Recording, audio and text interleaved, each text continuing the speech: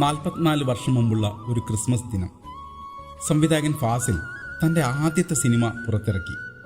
പുതുമുഖങ്ങളെ വെച്ചുള്ള ഒരു ചിത്രം, മഞ്ഞിൽ വിരിഞ്ഞ പൂക്കൾ.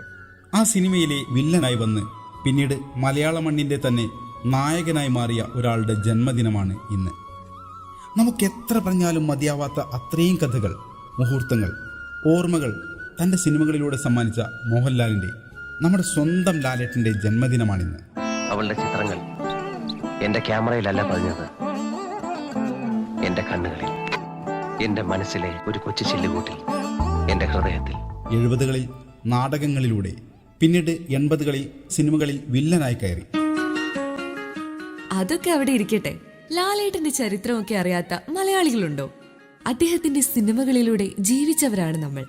കിലുക്കത്തിലെ ചിരിയും കിരീടത്തിലെ ദുഃഖവും, താളവട്ടത്തിലെ വിരഹവും, തൂവാനത്തുമ്പികളിലെ പ്രണയവും, 20ാം നൂറ്റാണ്ടിന്റെ ആവേശവും, 6ാം തമ്പുരാനിലെ രോമാഞ്ചവും, ബോയിങ് ബോയിങ്ങിലെ സൗഹൃദവും തുടങ്ങി പറഞ്ഞാൽ തീരാത്തത്ര വികാരങ്ങൾ മലയാളി മനസ്സുകളിൽ ഉണർത്തിയ എണ്ണിയാലൊടുങ്ങാത്ത സിനിമകൾ. പറഞ്ഞോളൂ, ഞാൻ കേൾക്കാൻ കാതോർത്തിരിക്കാം. എനിക്ക് നിങ്ങളെ ഇഷ്ടമല്ല, I hate you. It's impossible. ഇത്രയും സുന്ദരനായ, സൽസ്വഭാവിയായ, ചക്കരക്കുട്ടനായ ഒരു പെൺകുട്ടിക്ക് മനോഹരമായ ഒരു ജീവിതം വാഗ്ദാനം ചെയ്യാൻ കഴിവുള്ളവനായ ഈ ഉണ്ണികൃഷ്ണനെ ഗാഥയ്ക്ക് ഒരിക്കലും വെറുക്കാൻ പറ്റില്ല. It's impossible.